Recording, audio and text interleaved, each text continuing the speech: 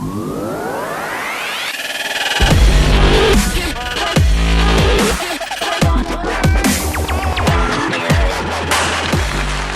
and welcome to the debate show, Word of Mouth, where we'll be talking about hot topics trending throughout the world today.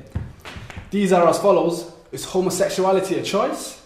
Bruce Jenner's recently announced sex change, the general election, and last but not least, sports. The guest for today's show. Hello, my name is Ashley, I'm 18 and from Manchester and I study TV and film production. My specialist subject is politics because it has a personal meaning to me at the moment when I go to university. My name's Jack, I'm 18 years old and I currently study Uniform Services at Trafford College. My specialist subject is football. I've been playing it and watching it for as long as I can remember. This is due to my family introducing it to me from a very young age. Our first topic for the show is involved around one question. That question is homosexuality a choice? Well, I don't think it is a choice just as much as you can't choose as the way you're male or female, just as much as you can't choose whether you're gay, straight, bisexual, asexual, whatever you are. No, I don't think it is a choice. And I think that people that think it is a choice really seriously need to reconsider their thoughts on that. Yeah, I'm the same with him. I don't believe you choose whether you want to be with a male or female depending on your gender. It's just born like that and that's who you should be if that's you. Yeah, do you believe it's like the way that you're brought up? Do you believe that affects your view on male and females? Yeah, I think environmental factors definitely do have a play on. Because a lot of people say that, like, how you have males and females, right? Mm-hmm. And that there are no places for two males and two females and all this. And they say that, like, when you see two of the same couple, same gender couple, you'll either find one that's more feminine than the other. I think that possibly is true, and I think it is. There's a big debate scientifically whether it's to do with your hormone levels and how the hormone levels that are passed through your mother and your father into. I think it's important not to pressurise your child to go one way or the other. You should just let them play it out between themselves and see where they end up. It's their choice, yeah. Alright, that's enough of that topic, eh? Let's go to the next topic. Our next topic of the show is sports. Chelsea winning the league. What's your view of Chelsea winning the league? I can't say that they didn't deserve to win it this year because they have played better than every other team in the Premier League. I think at times they've played a bit boring football, like tactical wise. They've been 1-0 up and decided to sit behind the ball and just see it out. But yeah, they've deserved it. They've played solid all season, just a bit boring. Yeah, I agree with him really. I think that it's been a good season and they've been consistent throughout the whole season. But I think it was quite boring football. But to be honest, their team is more tactical, don't you think? Yeah, well, they've got Mourinho as a manager. Yeah, he's a very clever man. So, what teams do you support, eh? What team do you support? Arsenal. Arsenal, yeah. right. Well, I'm a United fan, me personally. Oh, and guess there was a match yesterday against Arsenal and United. Yeah. So, what's your view on that match, you think? I think United played quite well actually. I think we probably had about 60 minutes better off than Arsenal were, and I think we 1-0 up. We deserved that. I think we should have took home the 3 points. It was a bit unfortunate that Arsenal managed to grab an equaliser through an own goal. I think that Arsenal should have won. Maybe if they would have communicated better, then probably they should have. They had so many attacks that they could have done, but Falcao didn't. Falcao got off because he did have a few chances that didn't Falcao missed a lot of chances, and recently he's not been. Don't you think? I think he's a good player. He's just not found his feet at United, and I think his confidence has gone down a little bit considering he's not been able to start games for us and he's been dropped to the reserves. What about Di Maria? Apparently Di Maria is not doing really well at United. Same situation. I think Di Maria is a very good player. He's just not got the people around him. Like when he was at Real Madrid, he had Ronaldo and Ozil at a time and Benzema and stuff. He had people around him to support him, and they understood the way he played.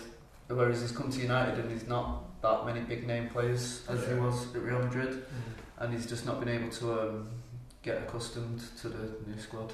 Yeah. Well, let's move away from football. Yeah? Let's move to more boxing. How about the Manny Pacquiao versus Floyd Mayweather fight? The whole fight was kind of like it's very probably bigged up to be a very, very good fight. Yeah, one of the most expensive. I must say I was pretty disappointed with the actual fight. I think Pacquiao came out wanting a good fight for the fans to like actually let them enjoy it. Yeah. Whereas Mayweather kind of just backs off a little bit. Yeah, but for me, as you need to think that as for Mayweather, it's not. He doesn't want to make sure the fans enjoy the match. For him, he wants to win. That's his view, and he was playing more tactical, don't you think? Yeah. Yeah. Tactically, he did play well. Yeah. Very true. Yeah. That's what the fans Like a lot of people betted on Manny Pacquiao. People thought he would have actually did it and broke Floyd Mayweather's record. Yeah. Yeah. But there's been a lot of speculation over the fight, hasn't there, anyway, with Mayweather controlling most of the regulations for the fight. And the ref, Yeah, something to do with the ref. Yeah, he actually brought in the referee. The panel, the judges. Yeah. Alright. Well, so recently there's been rumours going around of Bruce Jenner coming out. I didn't really see it coming myself because I don't actually believe everything that I read in the press, but obviously these things have now all become true and now we know why these things have happened. It is one that is quite hard to understand. I think that the key thing is with this type of sexuality, if you like, is to not try and understand it, and it's more about just accepting it for what it is. Yeah. To try and understand it though, and I can't quite get my head around why he or she would have a sex change when he's still, or she is still into females. Interested in. Yeah. So it kind of defeats the point for most people, I'm guessing. Yeah, it is a complicated one. Yeah. Yeah. Don't you think that he felt like he was not in the right body or some sort of? Yeah, I mean, it gives. He could still like females, but he felt like he was more comfortable being as a female. Yeah. And obviously he's well known by a lot of people, so he could actually be a good role model for maybe younger people who maybe want to. I think people like that are very, very complicated in terms of feelings and their emotions. I think maybe he didn't feel comfortable as a man and therefore changed to a woman, but then he still had feelings to a woman, therefore that would in reality make him a lesbian. So it's a very confusing situation. It is very confusing, yeah. Don't you think that he should have brought this information out?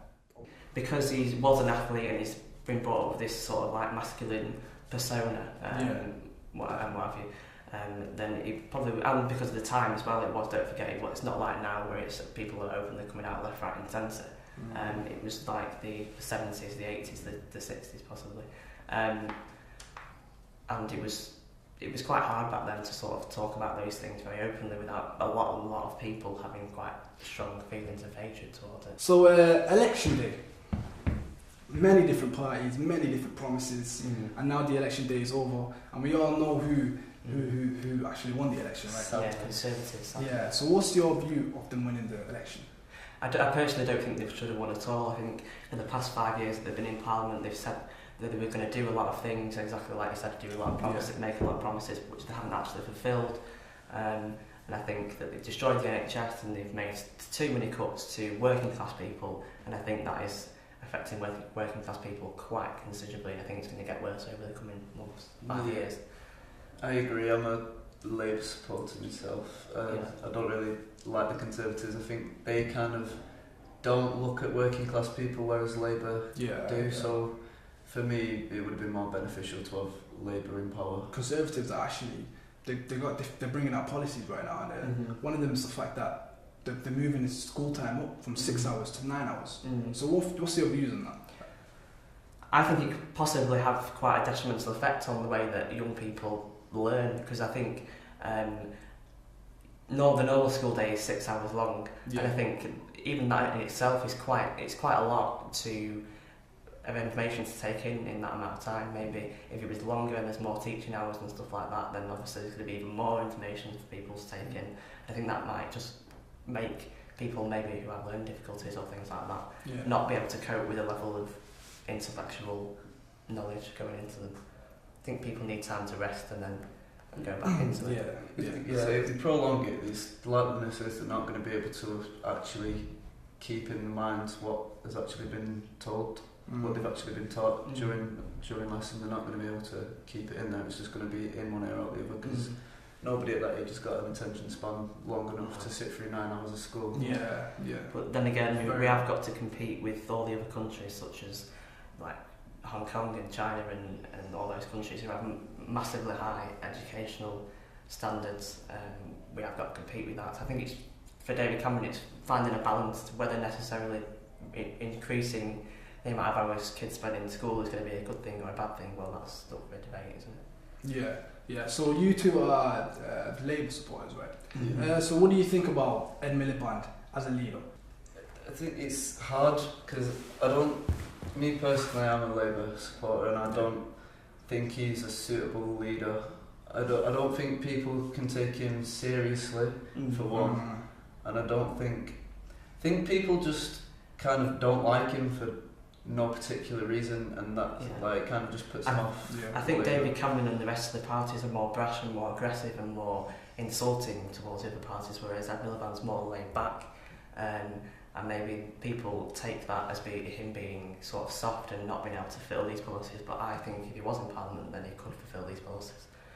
I believe the same, to be honest. I believe Ed Miliband's picture persona.